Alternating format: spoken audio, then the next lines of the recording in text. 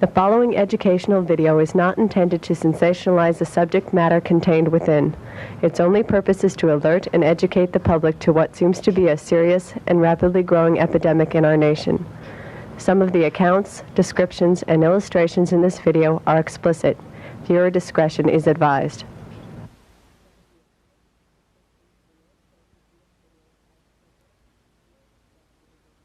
The climate of fear pervades everything. Nebraska is a state of fear. I got this out in Nebraska, and it says, if you can't read it, homosexual prostitution probe ensnares officials of Bush-Reagan White House, call boys given midnight tour of the White House. On the backside, it talks about children being taken off the streets of America. In addition to credit card fraud, the investigation is said to be focused on the illegal interstate prostitution, abduction, and use of minors for sexual perversion, extortions, larceny, and related illicit drug trafficking. Now, when I got this, there's no way I can tell it's the truth, okay? It could be a Xerox thing made up of different headlines, and they could have filled this whole thing in. But I called Paul Rodriguez in the Washington Times. This was run in 1989. And I said, was this the only story, and was this run on the front page the way it indicated? He says it was, and I wrote 60 stories altogether about this. And I'm asking you, if a major paper in Washington, D.C. is running headlines about children who are kidnapped off the streets of America, being prostituted even into the White House, don't you think that if the news media were disseminating information as they normally would, it would be picked up and run across the country? What would have happened with Richard Nixon if the Washington Post had run the Watergate stuff and no other paper had picked up on it at all, and no Associated Press and no one had picked up on what was going on? That is literally what's happening today. It's very apparent and very obvious that there is a certain degree of cover-up here.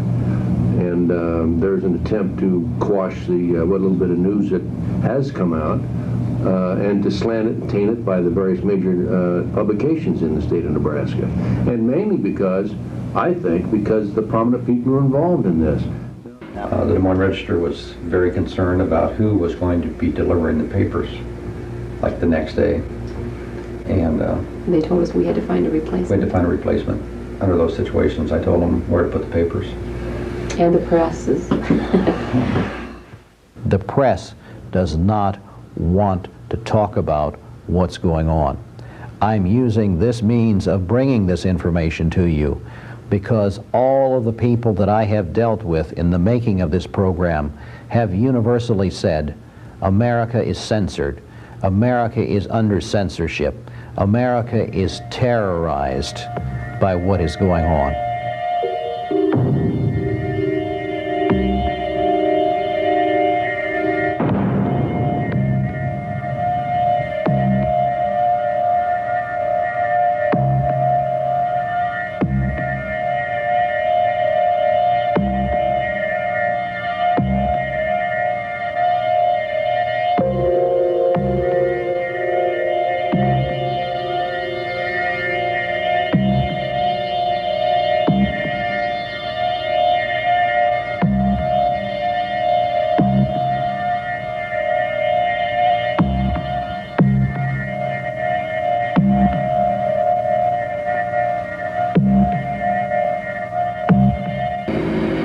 I want to step back and take you back to what happened in Nebraska.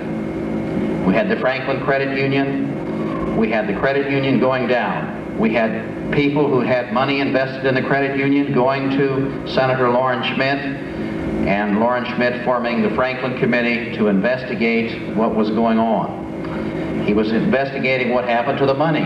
Why did that credit union fail? He wasn't investigating the prostitution of children. He wasn't investigating satanic activity and so on. But what did he find? As his investigator got into it, he began to bring videotapes, tapes of children who told of the things that went on in the Franklin Credit Union itself. They have a bedroom in it. He said it's probably one of the few savings and loans in the country with its own bedroom.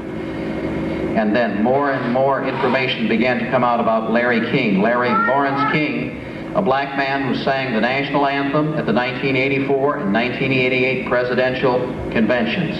And I have a picture of him here with Maureen Reagan right next to him. Now that man brought children to the 84 convention and to the 88 convention for the purposes of prostitution. He had a big inaugural ball party in Washington, D.C. and rented a huge house and spent millions of dollars to bring children from Nebraska there as prostitutes.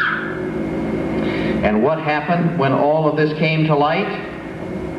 The FBI stepped in and cross-examined every one of the children and told them if they did not recant their testimony, they would be liable to as much as 530 years in prison for perjury. They were grilled for hour on hour. The ones who didn't recant ended up either dead or in jail. So definitely, in my opinion, a conspiracy here. I have to say there's a conspiracy. If not a direct conspiracy, certainly a loose-knit conspiracy by the mere fact that these kids, if it's true, and I have a tendency to believe it is true, these kids were transported to Los Angeles, where they obtained drugs, where they were involved in ritual ceremonies. They were transported to Washington, D.C., where they claimed they were molested, and there were obviously some top political figures involved in this sort of thing. Here is a piece of information that came to me in the mail. It came from the investigation by the Franklin Committee of the Nebraska Legislature. It was verified in its authenticity by Republican Senator Loren Schmidt of the unicameral of the Nebraska Legislature, who verified the truth and authenticity of it. I want to give you a picture of true horror. But children were not merely abused. One victim described an incident at a farm near Elkhorn, Nebraska in 1981 or 82, where a 10-year-old boy was repeatedly sodomized and beaten by older men. He finally lay crying with blood streaming from his rectum. One of the men took up a pitchfork, playfully playing with him at first, but finally sticking one tine into him. While the boy screamed and the other men stood around and laughed, finally the whole pitchfork was stuck through him, killing him. Snuff films were involved as well. Another young boy was taken by someone in the King Circle from Nebraska to another city and forced to perform oral sex on a man. As the abuser reached orgasm, he shot the boy in the head with a pistol, all of which was filmed.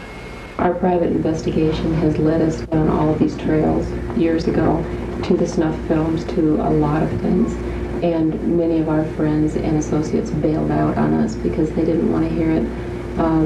It was too horrible to want to be close to either one of us.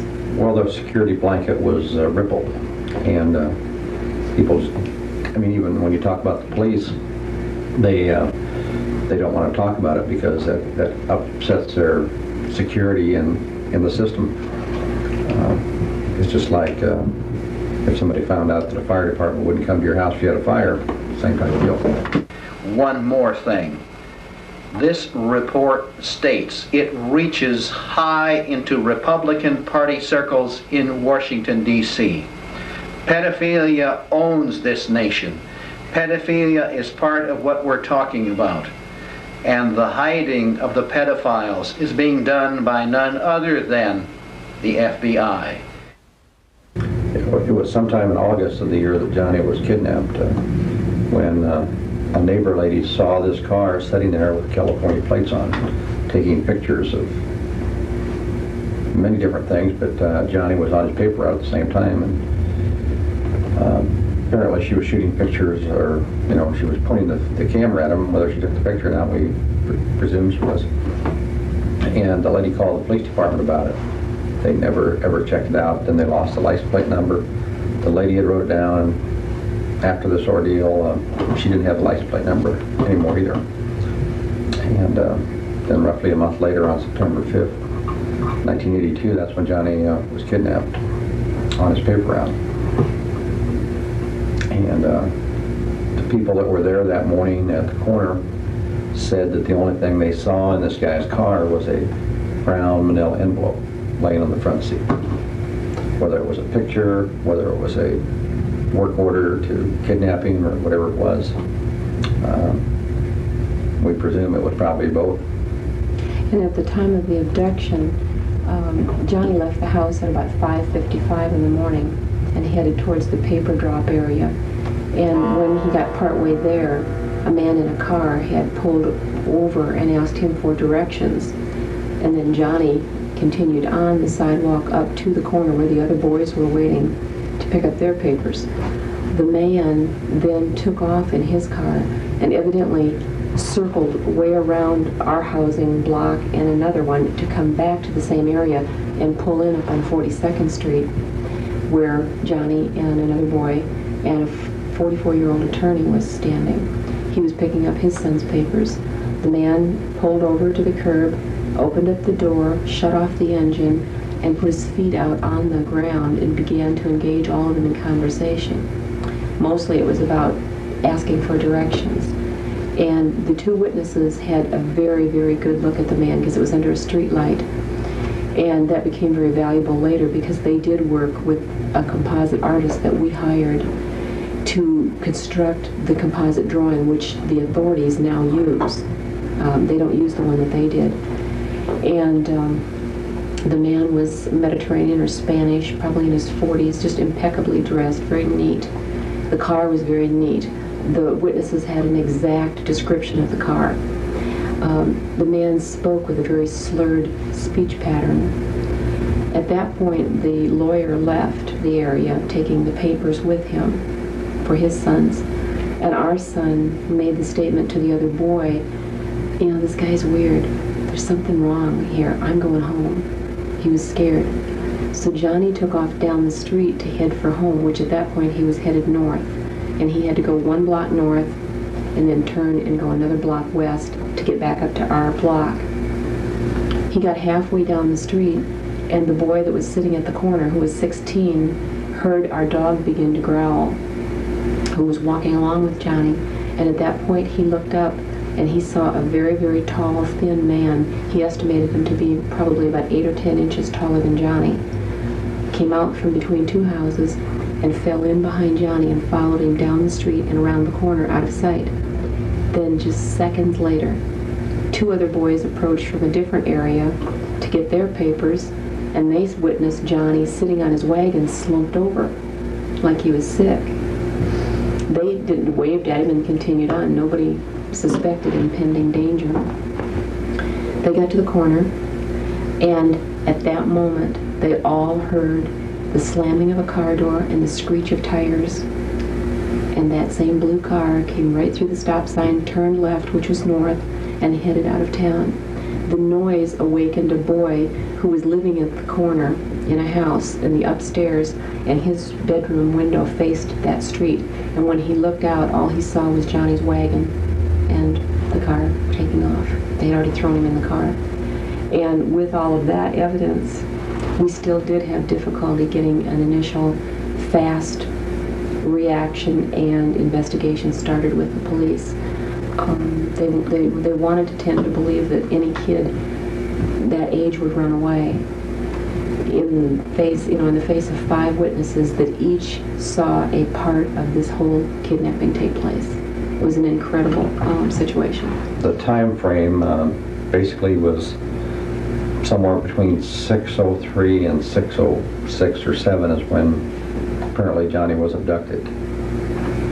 We didn't find out about it until 6:30 or somewhere in that area when one of our neighbors called and wanted to know where their Sunday paper was, because Johnny always delivered the papers on time. And so I got my car and went up to the corner, found the wagon with the papers in it and the paper bag and all these type of things, and came back home and I told Noreen, I says, call the police, there's something wrong. I can't find Johnny, but his wagon's up there. And what even made me do that, instead of going around and looking and all around, but I just felt something was real because the dog was back, and that was what really surprised me. Well, Mr. Dashout, she had come back home. And you see, Johnny was the type of kid that was very responsible.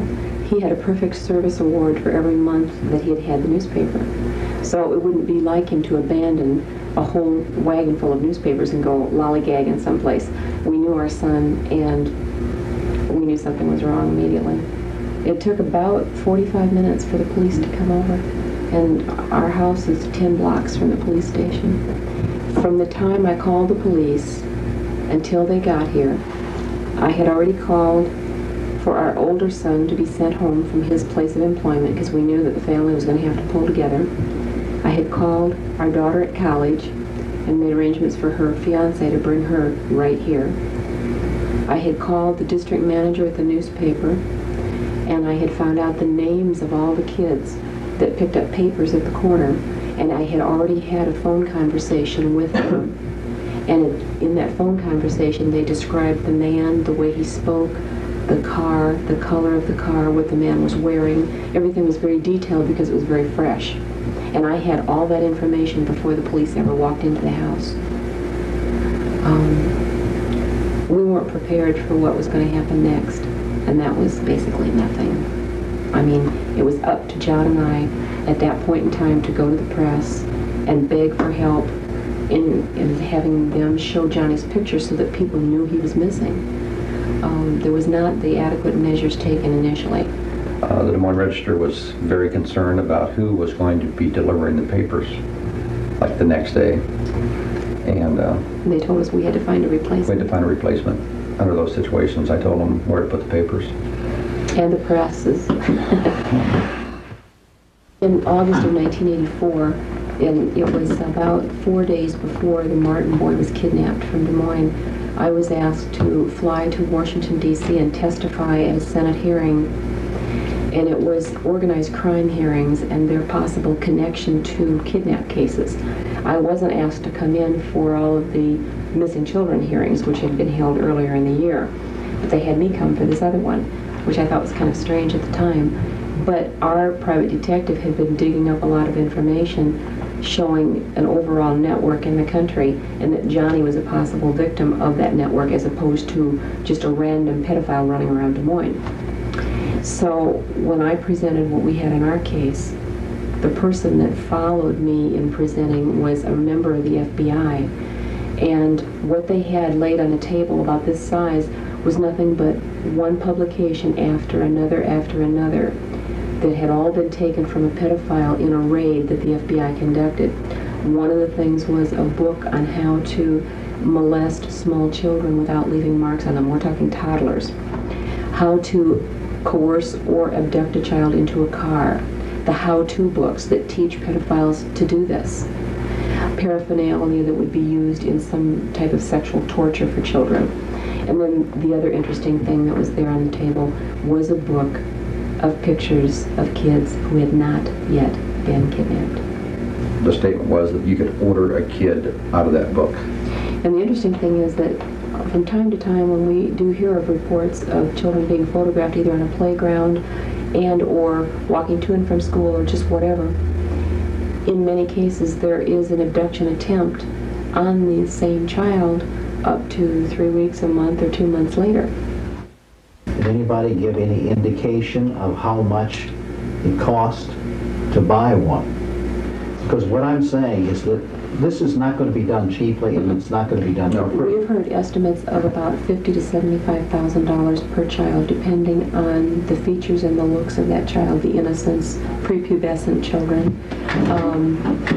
There are also, and this has been documented by a number of private investigators who've researched it, that periodically auctions take place in the United States.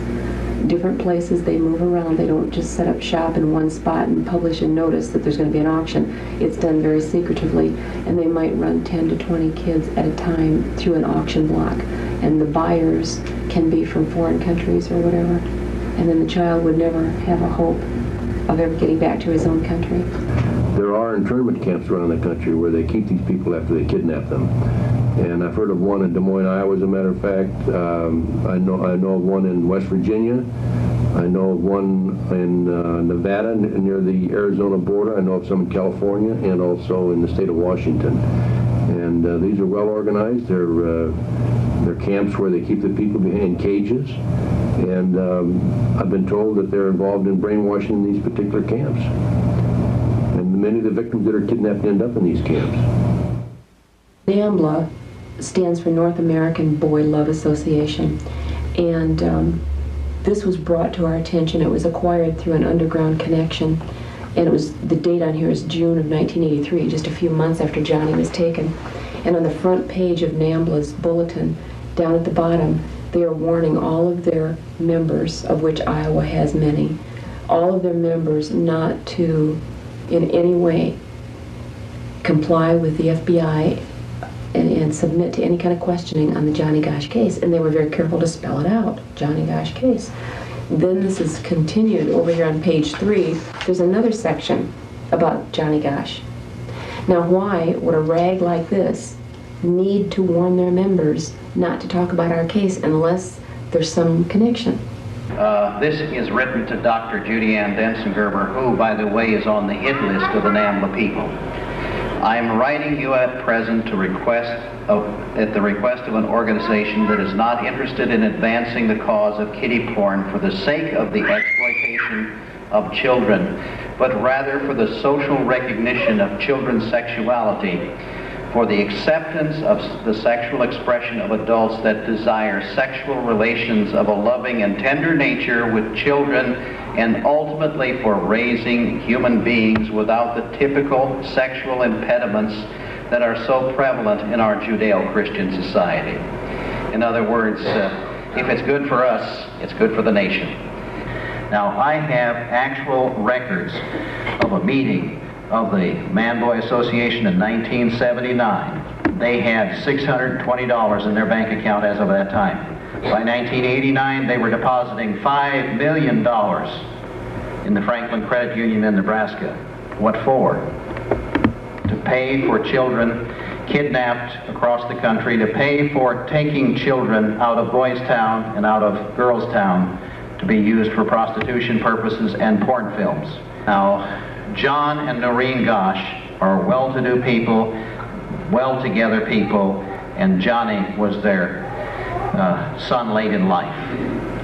So they were able to put a great deal of resources and a great effort into putting information across the country about the kidnapping of Johnny. They said we had to sell candy and have fundraisers and so on to put out all those posters and everything that we put out across the United States. But in 1987, the word came down from on high, from people who were following the Gosches and following the Gosch family. And that was, you shut up right now and say no more about the North American Man-Boy Love Association. The threats came throughout the year of 1987 and 88. We had a lot of activity on the case. We were moving in a direction where we thought we really were going to close in on the who did it part. So that became a threat to whoever was responsible to want to stop us. And there was harassment that went on towards us that you wouldn't believe. People would come here in the middle of the night and they would throw things at the house to wake us up. And then we would see them out in the backyard. And by the time we could get outside or the police could get here, the people would be gone. The phone call in question came shortly after John and I had made a trip out of state, and it was business on Johnny's case. And we had gotten to this one state, and John said, I don't feel comfortable at this hotel. I don't know why. I just don't want to stay here. So we went up to another hotel and checked in and did our business and came home. We were only gone 3 days. But 2 days later, I got a call. That one came to my office where there were no taping facilities. That call came to my office and a voice said, it was a male, very gruff voice, and he said, you made it very difficult for us to watch you. You switched hotels on us. He then proceeded to tell us what rental car agency we used, where we went, where we ate. In other words, details enough to prove to us that somebody was looking over our shoulder.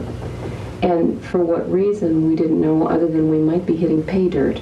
We might be getting close to something, because that would be an indication we've got to stop these people, we've got to throw the fear of God into them. And then over the period of months, other family members, we received threats on them that if we did not back out of certain aspects of this investigation, that someone else would be hurt. Well, we already knew that they had access to our comings and goings, that this could be very easily done. We would come home different nights, and our porch light would be out. We would always leave that porch light burning. That was kind of a symbol of hope that we started in the beginning of the case. It wouldn't be burned out, it would be screwed out.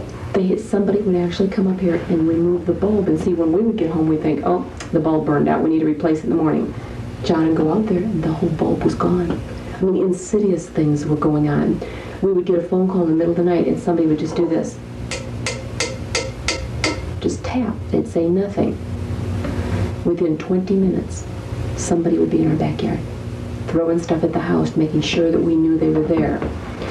The police traced the calls, and they told us that every phone call came from a phone booth within a radius of our home, of a driving time of about 15-20 minutes. And he said, the lieutenant that was in charge of our case said if we knew which phone booth to stake out next, we'd wait there for him, but they use a different one each time. This went on for months, absolutely months.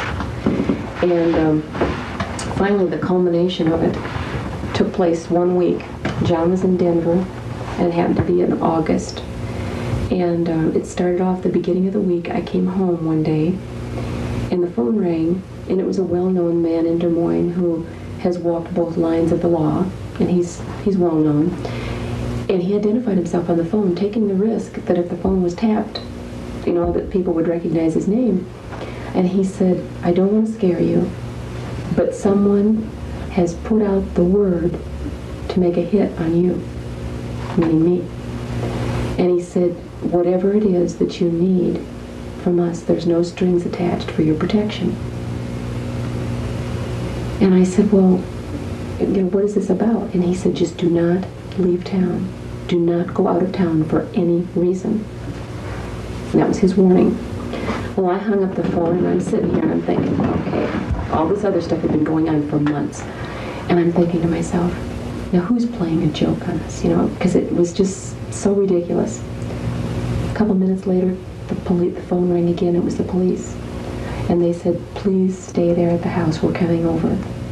They came over, and they had received the same phone call from the same man, telling them that they better, circle the wagons because something was going to happen.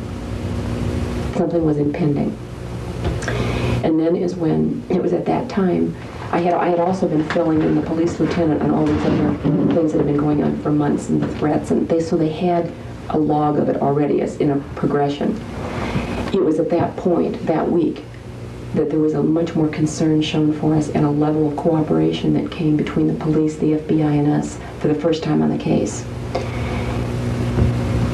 I was told to just go to my office and home, not to go anywhere else at night, anywhere, nothing. So I didn't. That Thursday of that week, it was in the middle of the night, the phone rang, and it was a man who said that he wanted me to get on a flight leaving Des Moines, and he gave the flight number, fly into Kansas City on a small plane, and then take an Eastern airliner from there to Tulsa, Oklahoma. Rent a car, and he told me which agency to use. Take that car and go to the Holiday Inn, and he specified which one, and wait to check in and wait, check in under my own name and wait to be contacted. That he had information about Johnny. Well, there was the invitation to go out of town that they were waiting for. And I called the police right away. I tape recorded the call, and I called the police right away, and they said, get dressed, get ready, we're on our way, we'll get the FBI, and we'll all be there. So they came, and I told them again what the man said, and they said, well, we have to decide what to do. And The man had said that he had made a reservation for me on the front in my name. So we're sitting here deliberating about what to do with the FBI. They wanted me to get on the plane and go, to take the trip. And it was the police lieutenant who just sat here and just pounded the table and said, you cannot send her.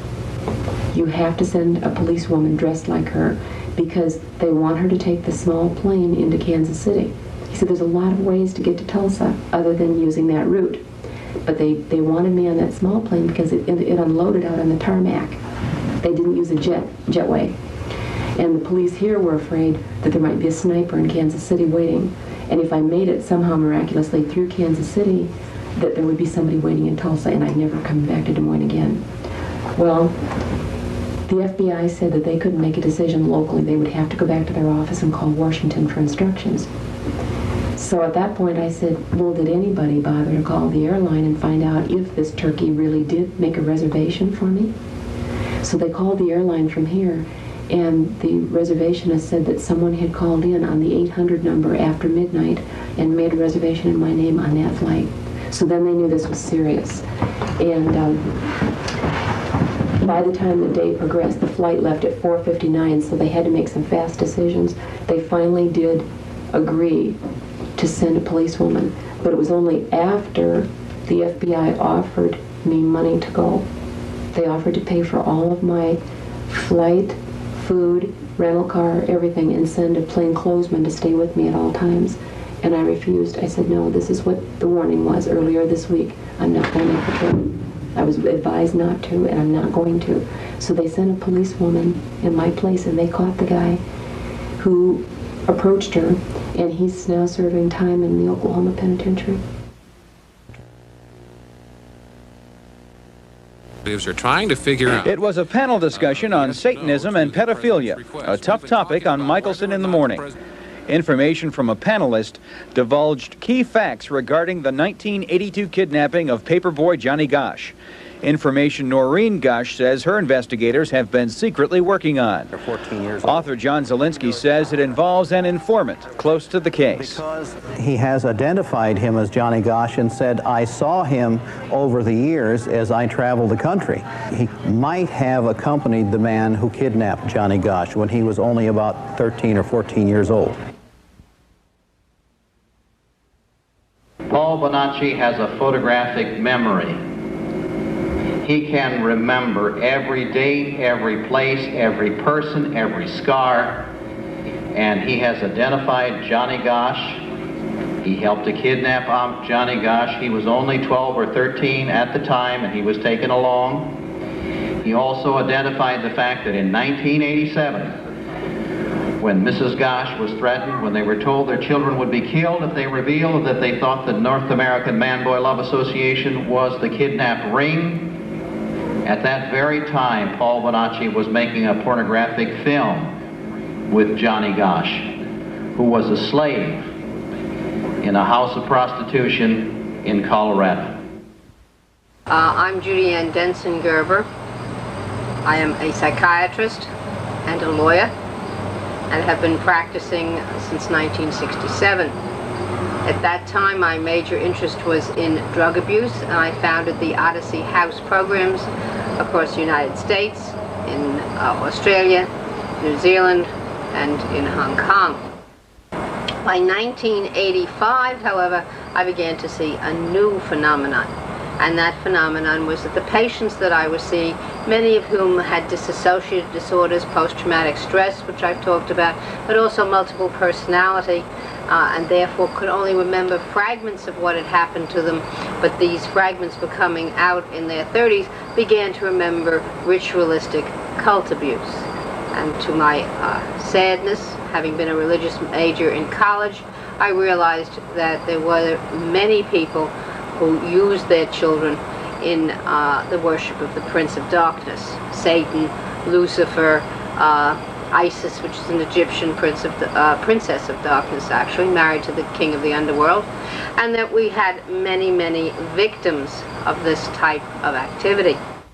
Someone who knew that this was my field and knew that there were implications of ritual and satanic cult abuse in the Nebraska Franklin Credit Union scandal and embezzlement of funds, and that the major witness in that, Paul Benassi, happened to be a victim himself at a very early age of child molestation, had been a boy prostitute, had been in porn pictures, had also, according to his statements, participated in 5 cult murders, and was a multiple personality, very much like Sybil is the one that I'm sure most people will know, 3 Faces of Eve, that because he was a multiple personality, and since I was an expert in disassociation and multiplicity, would I see him for the purposes of whether or not he was credible. When interviewing Paul Benassi, he definitely said that he had seen Gosh, and he had seen Gosh on 2 separate occasions in a child white slave house. He also described that Gosh had an unusual birthmark. This birthmark was not part of the general information. And when he shared that with Mr. Gosh and then eventually with Mrs. Gosh, they said that it had to be their son. Now, this would have been about at least 4 years after the initial kidnapping occurred. To me, the fact that he had seen this young man alive in a child white slave house could describe a physical aspect that was not a usual one, that the parents themselves said that they believed that he had seen their son, definitely deserved to be looked into. I mean, that isn't something you can just turn aside. Interestingly enough, I had a very, what will I say, goose-pimply kind of experience with Benassi, in that when we were talking about another very famous child, Etan Paez, who is Pate, as some people pronounce it, whose parents have, as the Goshes have, spent endless hours searching for their lost son, and much pain. Actually, I did ask, have you seen him? And he said he didn't know, and he wasn't sure. And then I received a letter from him about a month later from many of his different personalities. They write me separately. And one of them said to me, Dr. Denzinger, I wasn't totally honest with you. I didn't tell you everything because I had seen you on December 28, 1982 at a rally at the Holiday Inn in New York, and you were pointed out to me by David Thorstadt, the head of the North American Man-Boy Love Association, which is called NAMBULA, which I have the distinction and honor in my mind to be public enemy number 1 of. I do not agree that young boys should be aroused to erection at 6 months of age when they're being diapered by their mothers so that they learn what the, in quotes, equipment is for, end quotes. I just think that this is a travesty, will increase the Oedipal conflict, that this is not something mothers should do. This is not something that should happen to children when they're being diapered. Children should be loved without being sexually approached. But he said to me in 1990 that he had seen me in, actually in 1982 at such and such a place, at such and such a time, and had been told that I was marked to die. And therefore he was afraid of what he could or couldn't tell me and what would happen to me. I went back and checked my diary, and I was exactly where he said I was. Those are the kinds of things that convinced me that there was a great deal in what Benassi was saying in Nebraska that had to be further investigated. And that to bring him up on charges for lying for the grand jury when they haven't investigated. I'll give you a perfect example. One of the alleged perpetrators was also told by everyone that he had a large abdominal scar. It would seem to me, I don't think you have to be a physician, that if you're told by someone that X has a large abdominal scar and that he is a perpetrator of pedophilia, all you have to do is look at the man's abdomen. If does he or does he not have the scar? No one to this day has ever looked at this person's abdomen, nor has he been willing to show his abdomen. I mean, if I were an innocent person accused of a heinous crime of constantly buying boy prostitutes, I'd sure as shoot be willing to show whether or not I had an appendectomy scar, an abdominal scar, if I didn't have one. It would only be if I had one that I would stay buttoned up. Okay.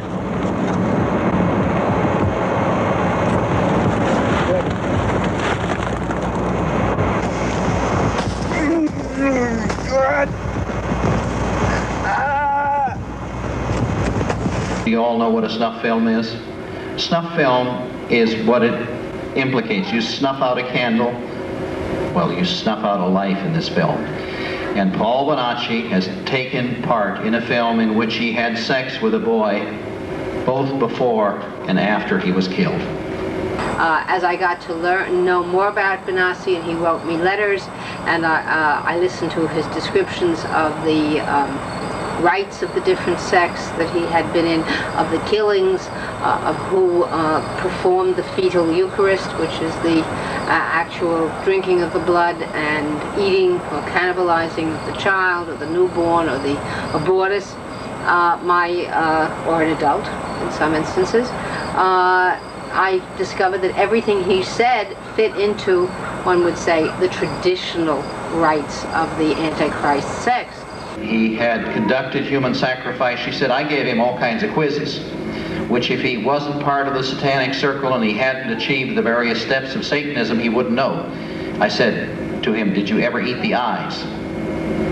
And he said, no, because my other personality, Christian, wouldn't let me go to the ceremony that night. Now, eating the eyes means that you're high up in the hierarchy of Satanism and you pluck the eyes out of a human and eat them. We were going to discuss, say, communion in the Roman Catholic Church.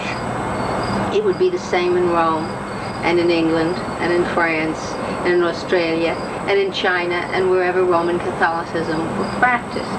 Well, the Satanists do the same thing, so that when they are performing certain rites, they have the dagger, and it's a similar dagger throughout the world, with which they do the killings. They have the communion plate, which has certain markings on it. They have the chalice. They have the stilo or stiletto, with which a newborn's child is punctured. Heart is punctured by the mother, actually, of this child. And that mother can be as young as 12 or 13, which is very frightening. And then she draws out that blood. There is other rituals, which he discussed. And only certain priests or certain levels in the hierarchy are permitted to do those rituals, and he knew every single ritual correctly and who was to do them. So there was no doubt in my mind that he had intimate personal knowledge. I've talked to many Paul Bonaccis who told the same basic story. People from Pennsylvania, Florida, Texas, Northern California, Southern California, Washington, and people are telling the same story throughout the United States. It used to be that the bodies were cremated. There were arrangements with funeral parlors, and the children in Nebraska who were involved in this described situations in which they had a human sacrifice in the house. They hacked the body up. They stuck it in a couple of gunny sacks, plastic bags, good husky ones, and took it out to the car and took it away to the funeral parlor and cremated the whole remains. There are children who described being trained on cats to insert a knife up the rectum of a cat and rip it open as a training to doing the same with live babies. And the woman who got on cable access television and said, the foster children I've had in my home, and she was a very brave lady, and she took the worst foster children, the foster children that no one else would take. And one by one, they began to tell her about being involved in these satanic things. And she said one girl at Christmas time lay on the floor and screamed for 2.5 hours. She said, I can't get the sound of the babies crying out of my head. Christmas is the worst time because that's when we kill the most babies. The children I have talked to have all had to murder before the age of 2. I mentioned that last week, and we kind of went right on past it. That is something that is beyond anything I could comprehend. Right. But in some way, whether with the help of an adult's hand over theirs, or by having them practice, by getting them excited to be part of the adult scene. These children have never seen a normal life, for goodness sakes. They do murder. And the evil thing that happens is they really believe they want to. They want to do what the older people are doing, and they're praised for that. And that becomes their goal, to be like the adults and to do these horrible things. There is a little part in them that I believe we all have, that natural, good, God-given part that knows it's wrong. But in a group and in the excitement of everything, they want to do that. They enjoy the sex. Children are capable of enjoying the sex. That was something I didn't know. Well, you know, why would they fight against it? A child will eat a bag of candy if you give it to them. They will take part in these things willingly. When they get out and begin to talk, that's very difficult for them to realize. We didn't realize it at first, that they actually wanted to do that, and that is part of the very sophisticated brainwashing job that they do on all of these children. The part that made me to believe this child's story was that when he finally said, this baby, he talked about several, but this particular baby had been killed, stabbed again, different way, but stabbed. He curled up in a fetal position. He was 9 years old when he was telling this story. He curled up in a fetal position, and his eyes got real glazed, and he said, they cooked that baby on the grill. Oh, my gosh. And I thought, he has really flipped out. I mean, I didn't know. And he said, oh, gross, it smelled like rotten chicken or rotten deer. He then went on and told us how they would cut out the heart, or they would cut off the sex organs. They would save them in the refrigerator, in the freezer. And this is a very typical thing that these kids talk about. They worship the sex organs. I suppose they're so into themselves, and it is life and nature and all of that. I don't, and it's very decadent, deviant. It is nothing a Christian person would care to even hear about. So that is part of the reason, I'm sure, that they do that. But he witnessed that, and they kept it for another ceremony. They will always use these bodies one way or another. I didn't get any answers from that child about what happened to the bodies. Where did they go? Eventually, the little ones that I was talking about first talked about throwing the babies in the fire. And I asked about that, and you mean they were dead and then they threw them in the fire? And the littlest one said, no, them was alive and them threw them, you know, like this. The most horrible story about fire that I have to tell, and this is extremely, extremely disturbing, was a little girl. She is a teenager, as she was telling me this story. And she was describing the barn where they used to go to have their meetings. And she told how they would gather outside of the barn and do their chanting. And then as they went on into the barn, they would be split into different groups. And she was never with any of her family. They all went to different places. And I asked her where she had to go, and she said, oh, I was always in the burning room. And as she went on and described the burning room, I thought, how she came out of this with any sanity at all, I don't know. She was very small child. They would take young children, and we're probably talking preschoolers. I don't think that they dealt much with the older ones. And they would hang them from a rafter in this barn. And there would be as many as 5 to 10 hung in a row. And they would be fully clothed, which is unusual because frequently they are all naked. The children, like this girl, were all given candles. And you can picture the ceremony as she described it. And the candles were lit one by one. Then the adults would go forward and they would pour from a cup some liquid on each of the children's clothing, which is obviously gasoline or kerosene, because we know that then. And then after whatever it was they had to do, they would give the signal, and these others would have to go forward and set the children on fire.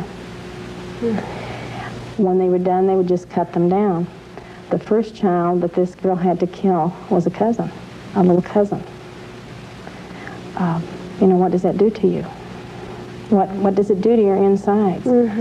But you couldn't object, because the children that objected were killed. frequently, she said, people would come. They'd come as families, like we would go to some big festive gathering, not knowing that their child would be sacrificed. And she would describe the screams of the parents when they realized that their child had been killed. And she talked about them being cut down and how they would draw a circle around the body. And when she first told me those things, I knew she was telling the truth. It wasn't that, but I didn't understand it. And I still can't tell you every answer, but I know that circles are important. And during these rituals, they will draw the circles, or in some way they will have a circle, because they believe that these demons that come can't break through the circle to harm them. She had also told about how the parents would kneel outside that circle where the child had fallen to, like, pray to the child, is what she said. I've been told by people that know a lot more than I do that the reason for all of this death and murder is because of the belief in the demons and the power that they can get from that. And these people believe that the more innocent the victim, the more horrible the death, the closer you are at the moment of death, the more magic is released and the more spiritual power they get. Are working with the North American Man-Boy Love Association to market children. And they're also running the drugs. There are certain, like for instance, Jerry Samando with the Chicago Police Department. He's certainly doing something about this. The Sheriff's Office in Los Angeles and the LAPD have an officer who's in charge of satanic crimes. Unfortunately, many of these officers do not have a real good grasp on the situation. Many times they have a tendency to believe that it's more like street gangs where they write the satanic graffiti on the wall, but it's much deeper than that, as you know. There are police officers... Just let me stop you here. Isn't the street gang essentially just the bottom rung, the delivery boys in this? Well, there's various levels of this ritualistic activity, as I'm sure you're aware of. Right, and we're talking oftentimes about important people, doctors, lawyers. Absolutely. It goes much further beyond the street gangs than people realize. It goes up into the professional people. But the street gangs are operating with the drugs and with the child kidnapping, I believe. That's right. And in Des Moines, I have found an area where the gangs meet underneath the bridge. And it said on there, and missing children are dead. I hope I'm going to sicken you in a minute. You may want not to watch all of this. But this is a video that comes out of the video store in Washington, Iowa, and your 15-year-old or your 14-year-old could go and check it out, because it is not a rated video. It is a documentary of a life situation or a death situation.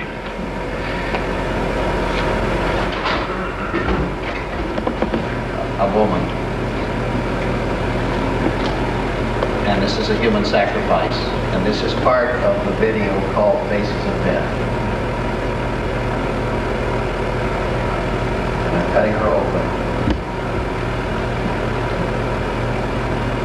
This was shown to a group of us in Nebraska, of the Nebraska Leadership Conference. I went out there to attend this to find out what was going on. And Ely, or a Kansas City homicide detective, showed this, and he said, this is available in any town in America. And my first thought on seeing this was, it must be a porn store. It must be a town big enough to have a pornographic video store. And that's not true. Does anybody know Shreve, Ohio? Do you know how small Shreve, Ohio is? Do you know Millersburg? Do you know Goshen? All of these towns have it. Do you know Washington? They don't have a video store in Kelowna, so there's no place I could look. Iowa City, all over the place. It is everywhere in this country.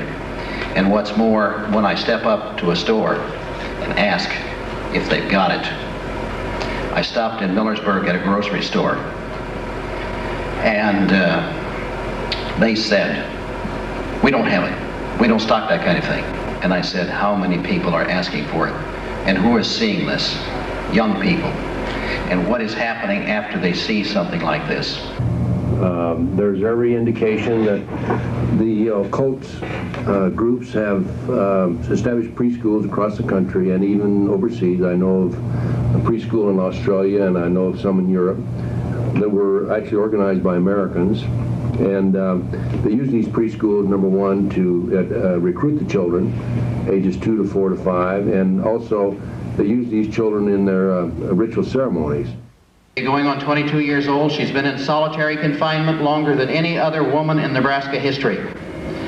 What she did was talk to the Nebraska legislature, talk to the Franklin Committee, and tell them what had happened to her from the age of 12. The FBI warned her she'd spend a long time in prison if she didn't recant.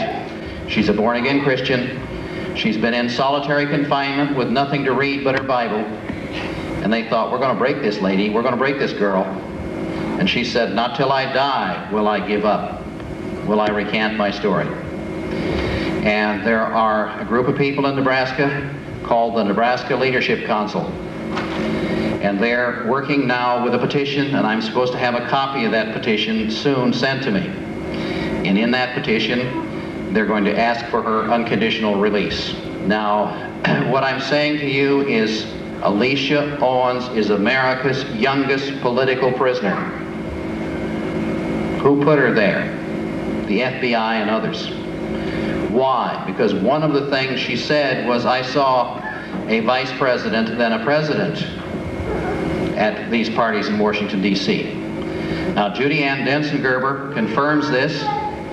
She's a friend of a president. She grew up with him, and she says, I am rethinking my relationship to him because of what I now know is going on.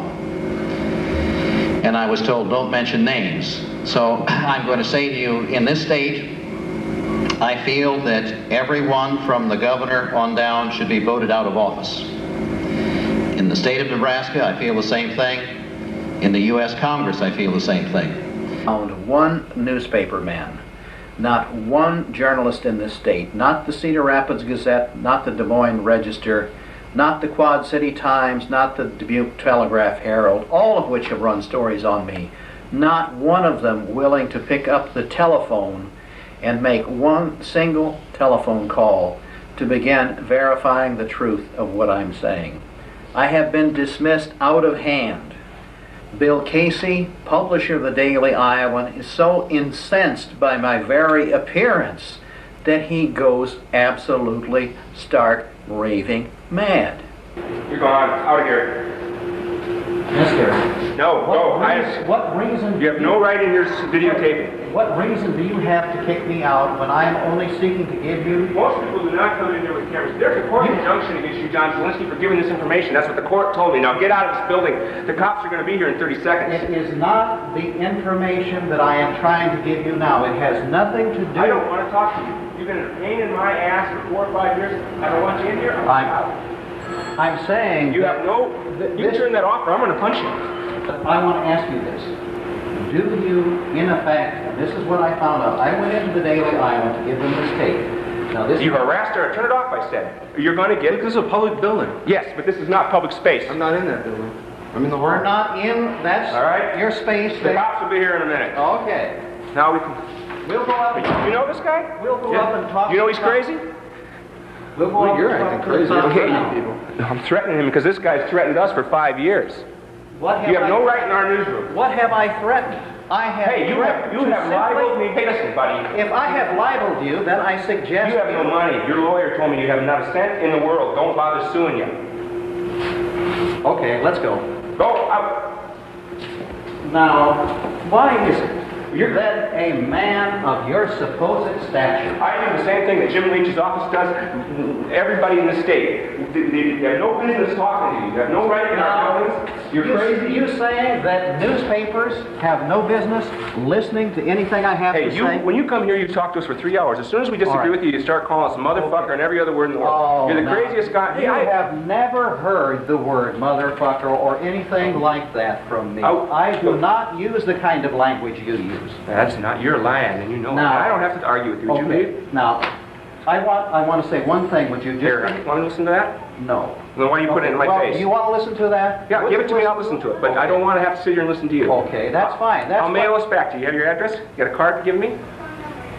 This goes along with it. All right. Now, this does not come from me. Did you turn it off? And I have confirmed with Senator Lauren Schmidt of the Nebraska legislature the truth of this matter that I give you.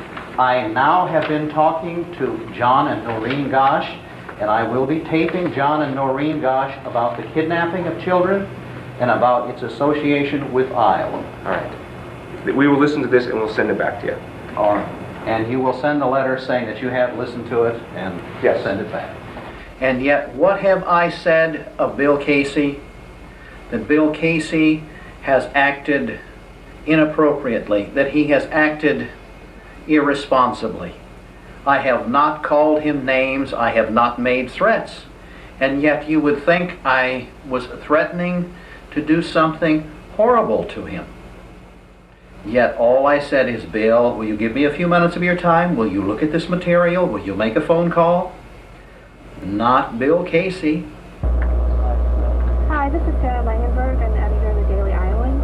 And there is a man here videotaping in the newsroom without my permission, and I'd like him to leave. I'm going to speak to someone down immediately. Well, he's videotaping right now. Do I have to call 911? We're just down the street. Thanks. Get out of the fucking newsroom. All right? Do I have to cover up your fucking camera? Get out of the newsroom. You do not have my permission to be here. Just get the hell out. I am here to deliver. I have nothing to say to you at all about anything on any topic ever. So get the fuck out of the newsroom right now. I'm waiting for the person from Why don't you wait outside, buddy? Go on, out. Out.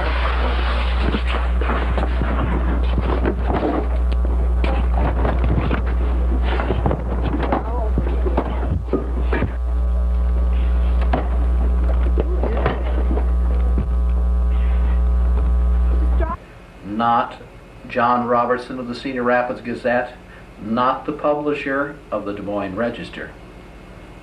No, no, no, mustn't touch. And that's why we no longer have freedom of the press.